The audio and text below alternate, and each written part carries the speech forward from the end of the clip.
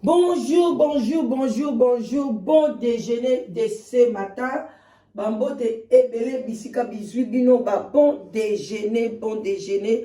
Boboto bonde kona katia mabota na bino. Ba bonjour, ba bonjour, ba bonsoir. Ça dépend heure à laquelle vous allez suivre votre mamaleki, la danoise. Et puis, topesi ba salam na bande kona biso, ya ba musulman.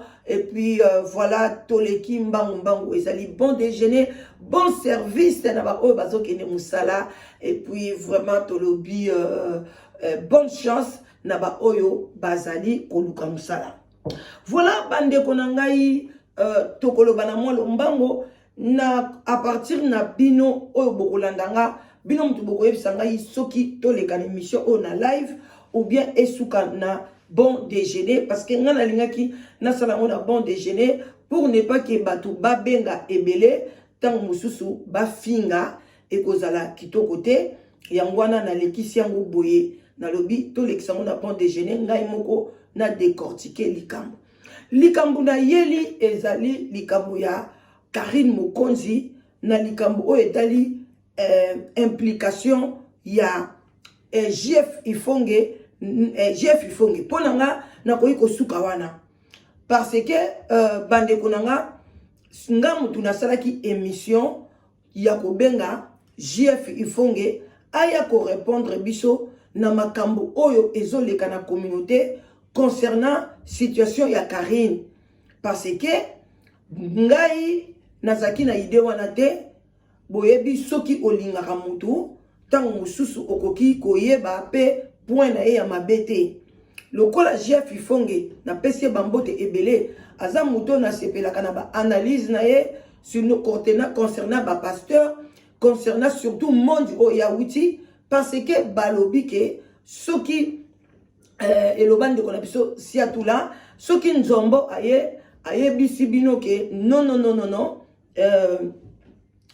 ngolo kuna azana zemi tondimela ye parce que bazalaka batu ya monde moko soki pe lelo par exemple mwasi na mobali na ngai ou bien mwana na ngai lobi ke mama na biso azaka monoko solo bokoki kondimela bango parce que bayokaka nga tozaka esika moko alors bandeko na ngai donc voilà yango wana biso toyaki pona toloba na JF Ifonge makambo oyo ya Karine azozwango ndenge nini parce que batu bayaki balobaki ke non mama la danoise JF Ifonge apesa prophétie ya Karine soit disant que na tshela bino ngolo na tongo na kocha audio moko te na tshela bino ngolo alobaka ke Karine azali mwana ya Nzambe Karine azana étoile na ye batu babundisaka ye belé parce que babundisaka étoile na ye et puis alobelaki makambo ya Yvette ke Yvette Karine keba ozana batu mibale ba oyoyo bakolinga babebisa vie na yo bachela au poison et puis alobi lisusu tango eleki wana eleki Karine aye kozwa conflit na Yvette JF Ifonge leka et puis aye koloba ke Karine omoni siko batu o na lobaki na yo ke babundisaka yo moko deja walingaka cholo poison ye wana Yvette toza nango na ba archive en tout cas basalaki plateau sikoyo na nani na papa Alimia topesio bambote papa Alimia oyebi ngate mais aussi quand même na benga na émission na yo quand même aussi bosala pe émission na JF Ifonge botanga kombo nanga esalanga bien parce que vraiment na dimite ke na makambo oyo JF Ifonge ya koleka alobaki mama la danoise azandoki ou bien azamotema mabe parce que bosi JF Ifonge alobaki ngai na mama Ijika bébé tozali ya Nzambe donc bokoyi ko changer yango te pour na problème ya Karine na zongi wana parce que ceux qui vont changer que biso toza bato poto to amitema mabe cela veut dire que makambo JF Ifonge alobaka eza lokuta parce que oh ya loba ngai na mama JF na mama Ijika bébé et aussi kala bongo parce que moi je reconnais aussi que je suis l'enfant de Dieu na sala batu mabete na za mutu soki mokili asali mutu mabe cela veut dire que mutuana bandinga. Ce qui peut mutuana ta bandinga salinga mabe, na yaka toujours, na saka repentance, na sengaka pardon, et puis les carabongo. Voilà, na lingarate, na zana la kanda na mutu moulai. So na yebi que na zana raison, wana na otika dossier, wana pona to traiter yango jusqu'à to luka solution. Alors bandeko na ngai, bolandanga na bokebi nyonso to. Na yebi que era tongo kendaka mwamba. Bande konanga problème ezabwe. Papa Limia ngai na lobela ki yote na pesa ki okambote en passant parce que bosala ka dio. Ngai tozaki pour féconiser et pas ya Jeff Ifonge parce que Jeff Ifonge batu ba benga kinga balobike ayambaka fonte a répondra batu na ba question te so batu na se ya ba commentaire alors bazaki na problème ba loba azomona likambo yo elekite et pas ya Karine. Ce n'était pas le problème que yo, papa Yalimia, oya ko généraliser ba makam. C'était situation où elle est gagnée. Ndenge Karine azo finga, ndenge Karine pe azo manipuler batu, kolia batu bambongo. Et ça ndenge moronde ba pasteur bazo manipuler batu. Mais ceux qui sont likambu ya ba pasteur ou bien ya wera ye abandi ko senga batu bambongo ou bien ba musicien moko ba ye babandi ko sente batu bino bokoya bobandi ko loba. Mais likambu Karine papa Limia mes respect au fingi biso keto pakola parce que ngam na cinquième mission biso ba maman o ba chronifuati ngana o biso kina chronifuati te.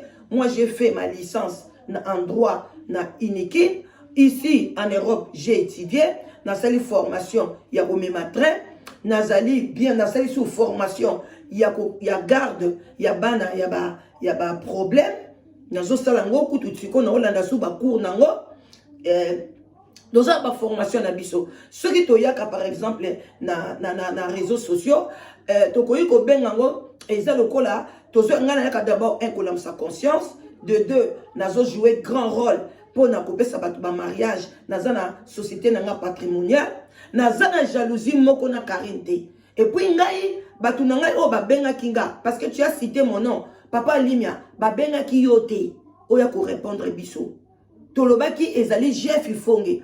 Jeff Ifonge nde batu ba considérer lokola frère, lokola évangéliste, lokola pasteur. Yo to considérer ka lokola chroni foti lokola biso nyonso to. Ozape chroni foti ka lokola biso. Donc quand tu que yo za chroni foti te, ozali pe chroni foti parce que oyaka pe kolobela makambu, ozo leka na communauté. Ceux qui oyaka kolobela makambu ba PC, ya banzinzi ya bambwa, olga ozala chroni foti te. Mais tant on fongola la caméra na yo oye kolobela makambo ezoleka na communauté oyambi frère Ifonge pona par exemple bolobela pasteur bolobela lokola Fali bolobela Kofi ba Kofi baza bato ba kisi baza bato mabe Karine auti na mondini Karine na ba Kofi Karine aza musicienne siko pourquoi lozolinga biso to lobela Karine te so to lobeli Karine to so pakola na poto et puis olobi na biso liso toza ba kuluna ngai na oye biso parce que euta ki awa soki ovandaki na kiti osala émission parce que nga na fongole munona nga so nga na fongole munona nga te olingo osala émission wana te na koye biso ke to ba kuluna te tangu so mwasi na ona ndako aza kuluna tangu so pa kota na ba réseaux sociaux bengaka mais ba yebi ete parce que bokanisa te ke bino nde bovandi na ba basi ya bien na kati ya bandaku biso nde mibali na biso bavandi na bakuluna nga so na bina ye biso musani mobali na nga salaka makamni ya salaka o fungula munoko ba diplôme ni azana ngo ocha o comprendre batama yele baza ba bombani papa Limia soki to yaka ezalo ngai kutu terme yango ezalo kwa divertissement nazo sala ngai ba show na ngala batu na créer ba famille na ngai nazo pesa nga ba conseil mais soki likambu pezali na ko silika na mutu na nzambe te même Yesu Masia abande ko silikela batu na ye abande otambolela bango soki pe lelo ezaki ke tolanda parcours ya Jésus maman na ye moku ta silikela ye ayebisi maman na ye abengi ye femme mais azali mwana nzambe bongo boni biso tokoki ko silikate o benga biso ba mama o manquer ba mama respect ke ba mama nyos o bazoloba pona mabe Karine o sala o ezomona na misu papa Limia toza ba kuluna ba kaya ba kuluna ndenge ba bundaka eza ba watro ceux qui ba kuluna baza ba chinois bango de baza na camp yeba ke bato ba yaka pona ko combattre ko bimisa bande ko na bango ba kota kuna eza lokola secte mais yo bengi biso ba kuluna problème ezate nzamba ko mona yo mais ngai na yo ki mawa mingi parce que ce n'était pas à toi de répondre et prophétie ezaki ya yo te. Pourquoi tu vas prendre ton caméra pour venir d'abord, même ici aux appels au milieu, parce que tu as d'abord commencé pour insulter Bato. Tu as fait 15 à 20 minutes d'insulter les gens. Bato balandaka Karine, après na souk comme ici, oya komitia ke ngana zada au milieu, oza au milieu te. Papa Alimia, avec tous les respects que je te donne, ozakina au milieu te. Tu nous as insultés. Mais Dieu te pardonne. Nionso bino boyaka na réseaux sociaux. Bolokotaka. Bino bokotaka makambo Karine te. Pourquoi bo prophétisa qui? Ceux qui bokota makambo na été. O bo prophétisa qui pourquoi? Pourquoi j'ai fait fonga yako loba makambo Karine? Alors bien mbala moko te, mbala mi balete, mbale belé. Ceux qui Karine a dit comme na Yvette. Pourquoi quoi juger Yvette Ndoki? Pourquoi alobela ba Gloria Olangi bandoki? Pourquoi? À côté de Makambo Karine. Donc, il y a mon copain Kuluna. Donc, Jeff Ifonge. Tu vois ce que Papa Ali m'a dit. Jeff Ifonge, si vraiment tu es un frère en Christ, ce que Papa Ali m'a dit. Biman a mili à Papa Limia. Aza moi na nzambete. À l'accès de son identité na yeka finga kabasi. À l'accès de son identité na yeke apakola ramakada poto poto. À côté de na sentiment. Comment vous osez makambo quoi comme si vous n'avez pas makambo Karine te? Bino bokota makambo Karine te boko nekoloba Karine azali mosai na nzambe. Bokota makambo na Karine te boya koloba biso na toza na poto poto. Bino toza na poto poto ndenge ni. Hein? Toza na poto poto comment? Hein bande ko na ngai. Ata bino moko. Toza na poto poto na ndenge ni. Papa Limia na seki makasi. Ezali pasi na mawa. Kote kwa pa ke Papa Limia. Engai ko sana ngamu te mapasi te parce que ndengo zolo bato saka be mission Karine pona to lia la mbongo wa Karine. Kabino pe bolia la mbongo wa Karine. Tango saka mission o prophétisaka pona je mko chef ifonga prophétisaka. YouTube afuta bino te. Bolia ka mbongo wa Karine te. YouTube a prophétisaka bino. Bino pe bolia ka mbongo ya Karine. Ah, ils ont passé na mawa. Ngana owanga na te. So na sali émission à Karine. YouTube a fouti ngai. Na ozwambongo wana na obwaka mote na oliango. Et puis tant na sali émission. So ki Karine a sali malamu. Ngana ramama leki. Na yaka. Ezate so Karine a sali malamu na yaka te. Na yaka. Biso toza parmi ya bato toloba ke Karine azana zemi. Karine boti. Ngakutu. Na sala ki na lobi na komiti na hôpital kuna. Na moni mwana. Donc, toza parmi bateau. Ce peut Karine a sali mabe toyaka. Mais bino boyaka kaka na bola mwa Karine. Karine suko sali mabe, bobandi koloba makambo na bokota te, eza makamba bakuluna, botika ye. Mutu azo bebi sa société.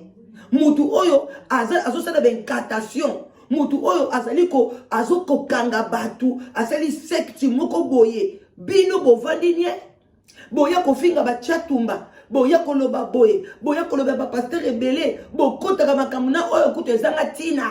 Toko mona ngokuna pa frère Jeff Ifonge atie. Bato a théâtre a kotsa ba mona kati. Lelo pona makamba Karine, o bibino bokota na buzoba te. Papa Limia. O kamisigaye. O kamisigaye. En tout cas, oza kaka kroni papa kaka. Oza peka kaka kroni fuati kaka. Lokwa biso nyoso to. Voilà. Parce que tellement to kobo ya ngopete pona era moto zaka ba kroni fuati ngaso na zo na lorangoke na kroni fuati parce que na tagela ngote. Ezaka ka inspiration ye to ça la mission. Mais eza passé na mawa RPG zo kenembango. Ya kolobeza mingi. Mais eloko kana ye koyebisa yo ngam na sala ke mission eza kutu na idée na ngate parce que nazo na koyi ko obligé bino tenengo lobi to zo obligé bino. Loin de là. Ce qui kananga, jamais nous avons la caméra, na le bac bino au côté là, Karine Bouya ko loba likambo ezoleka. Jamais ngamona na munoko. Ngamona ebindeni na ko loba likambo Karine. Na posa na binote, boya ko kota likambo Karine pona ngana zwa idée. Wana ko singate. mais problème eza ke bato balandaka biso tant ba oluka chef ifongi ateyaka aza quoi pasteur na bango baza na problème ba poser question à répondre na makambo etali mu Karine. Est-ce que tu loba ke yo ya ko finga Karine ou bien yo ya ko finga biso? Est-ce que ba analyse no salaki eza digne d'un enfant de Dieu venir insulter les gens baza ba kuluna venir insulter que ba maman wifi ya ko finga biso toza basi moko tina te? Ah papa Libia moi si ovande na ndako aza ko biso problème ezate bano abasi yo boti baza ko biso problème ezate po da Karine nyos azo sa en Europe yo permettre finga biso nzamba mona yo et puis alimbisa yo menga papa Limia na kanda na ote et puis nga na seke mission na pona yo te koza ka pe ma welisa te koza ka ma welisa te Jeff ifonga eza yo te il fallait tika Jeff ifonga yemo ka répondre mtaliboso yo ki baloba ke papa Limia o prophétisa ki papa Limia osaki bo loba bato ba benga ki yo lokotanga ki keleka une émission nga yeba ke ngai na mationa ki yo ata esika moko te et puis yo zo kosa yo mutaliboso sepela na émission na yoti Jeff ifonga loba ki yango ke loba ki yango Karine ko sala boye yo landa makambo Karine te bien so ba chinois oza chinois Koko sate, même au miyebite, au yebine baloba kay babsu baza bandoki inconscient, yoza chinois inconscient papa. Yangone na oyebisa, yeba kango zaka chinois inconscient. Yoza ne mission a. Ce qui plateau nanga ba permettre nga na ba commentaire que na ya na poka to sala live sur yo. Po to la ki sa on nego zali chinois inconscient. Parce que yo c'est là. O sala o tchekutuna extrait o moni Jeff fanga lobaka Karine Azaya Nzambe poni lobe répondre ki ba réponse à maman chachate maman boti Karine ali azoe na mai o lingini to reçoit ba extrait to tchela yo et vous na mona bisote si quand to poser question et pas Jeff fanga mo na Nzambe que moi na oyo yo ce que olingi ba audio ba batmanda o benga yo o banda ko loba ezangate ngana prophétisa nga mutu te eza Jeff ifonge akoleka ngana loba ngate kaza mwana na Nzambe yo loba ki ona ba mamo banda o benga yo ti o comprendre o loba ki ngoti o pese responsabilité pas Jeff ifonge ce qu'il fallait pourquoi tika ki Jeff ifonge te asa l'émission yemoko aya ko répondre bazali na posa na yo te na yebite ba o ba benga to na privé mais bi o ba benga nga émission nga na salaki papa limozaki na katité tozaki na kombo na o Jeff ifonge te yo sala émission contre Jeff ifonge pour na papa Taboulay o gaza na plateau o sambwisa ye o longo l'émission au poani yo na lobaka en tout cas mutu azaka mutu yo pour na papa Taboulay o longo la poani o commissaire Jeff ifonge na contre mi o se mission longoli o moni mais ce qui a battu musu botiki yango ne vanda 100 ans donc conscience non tango esali que sali mission mabe o longoli merci tike mission o fingi biso to balkana poto to za bakuluna parce que nini tozo bundela quelque chose moko boye pour na nation tozo bundela quelque chose pour na nation na makambo Karine on a bien biso que total la Karine te yo kan tike ndenge bat batala la Karine eza mfutumat ngala tala la Karine te na tala kaete mais so batu babengeza musana ngake tala mama la dandoz makambe so le kapa Karine tala boyna ko kende na ko lobate na keno na lali na tali qu'est-ce qui se passe na sali analyse so Karine azana bien Karine azana mabe bino boko ka kolobate ke Karine azana bien azana mabe oyeka mbala moko fingi biso ba mama kuluna ba mama poto ba mama ya boye mais nyoso lobi nga na kati na zate na yeka ko répondre parce que émission le kai pananga. Oui, bah, que papa Libia, avec tout le respect qu'on te donne, quand tu veux, on te demande pas de faire l'émission. Il fallait y il fallait pas mentionner parce que tu sais que tu yote. Ma weli sa to boy. Tu sais que Jeff ifonge. Si que Jeff ifonge aya afinga biso. Si que Jeff ifonge aya aloba so biso to za batu mabe, so to za batu poto, to za ba kuluna. Merci. Tika ye, parce que ye mutu ateyaka. Ye ba mutu nzamba kotuna ye. Batu oyo yo vandisa na ndako, basambelanga na ndako. Batu opekisa bango ba dim. Batu oyo boy. Soki eza makamba bien, nzambe aufuta ye. Soki eza makamba lokuta, Nzambe a contredire. Mais papa, en tout cas, na suki wana bandeko na ngai, soki na bimisi baloba moko très blessante bandeko na nga, bolimbisanga, mais j'étais là parce que c'était mon nom était cité na nini na ye, ngai na salaki émission pona yete, donc akokai kolanda live wana na saki on pona yete, yebe nenga zawana a sepela Karine penzaza étoile nzambe, Jeff Ifonga loba kango, botala zongi si baloba Jeff Ifonga. Lelo Karine o meme nene ba désordre na kati ya communauté, olobini ni to tikae. Kasi botika pe bakati. Bolobela baka pourquoi? Botika asaba ba prière na e, botika Blaise Manzambi asala oya lingi, bolobela e ponani. Bolobela su mutu moko te. Ceux qui veulent to tika to beta carré pas Karine, beta carré pas Blaise Manzambi, beta carré pas batu nyoso bolobelaka, botika fali na biso a évoluer, botika na biso kofi, botika na biso batu na biso ba évoluer, botika communauté kene nango neti bantaba neti bangulu. Total la Karine te ponani. Ce cas où c'est le roi ma beto tika o yebite batu nyoso tout bazaka ba faible, nzamba lobi ba fort, faut ba soutenir ba faible. Ce que to tika ba faible, ba tika la ka kune pas Karine, ba subir ba mbongo si la kabango, bilo konyo si la kabango, bilo ko kabela mbongo Karine, non bilo bolia kango. Bilo pe bozana kati kuna bolia mbongo wana ngo bo soutenir musique mo bimba batu baliaka, batu batia mbongo baliaka te.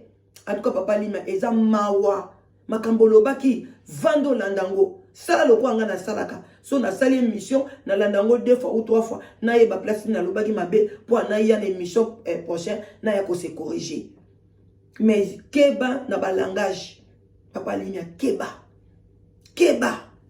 ko sangisa batute oh boso baluka na poto yo kutukuto baluki na place ba basokola bangulu yo baluki kuna papa linya na makambo bimisi. En tout cas bonne journée à toi. Bonne journée à tout le monde au Barolanda Bisso. Mais frère Jeff Ifonge, yango lobby na ese ba fan nanga. La dano zikata live papa nanya koti Jeff Ifonge okota te. Na ese ba fan nanga na Orlando te, biso to senga kiote parce que Dieu m'avait déjà interpellé aux amutu na bango. Boyaka okosa biso. Na ese ba fan nanga na bino okende te. Soki Jeff Ifonge lobby, wana nga na yoka mosai na nzamba lobby. Quelle grâce. Mais yote banda o humilia Jeff Ifonge la makambo ya nani oyo ya papa Taboulay na mona déjà que il y a pas quelque chose de bien chez toi. Je te dis la vérité. Tozo zela Jeff Ifonge ya kofinga biso. Tozo zela ya kobenga biso ba kuluna. Tozo zela ya kobenga biso ba mama wifi. Yo poza papa wifi. Musalo sala kawana pe eza ya bana basiti. Ponyo ya ka loba makambo bato. Yo poza songi papa limia. Biso toza ba songi. Yo somona ka Karine de tolobeli mabe, ale yo ko lobela kofi, boko ya ko lobela ba pasteur, boko ya ko lobela batu na communauté, boko ya ko lobela boye, mona moko kutu ya na batu théâtre, mona moko na kiodo kuna ba bimi na mutakala ne bimi, tu étais le premier ya ko lobela ngo, etala kio. Kasoko te pe na buzobati. To pa biso nyoso me yeba ke batu nyoso bakota na buzoba te nga kota na buzoba Karine te asali bien na ye. Et puis maman Chacha qui déclare mwana na yazo ki na mai asala ki incantation alongola ba 2017 nyoso no zape yango pona nini bolingo zo pesa Karine pese bolingo to boite mais tokotika communauté na biso te ke Karine a influencé yango wana kosi soki tokosala ba live chaque jour pona to changer tokosala ba live. Ce qui peut YouTube à foot à biso, toko zombongo pe toko lia. Et puis toko sunga pe babola. Merci, bonne journée et bon service. Na bino nyuso boko ke musala. Merci, bye bye.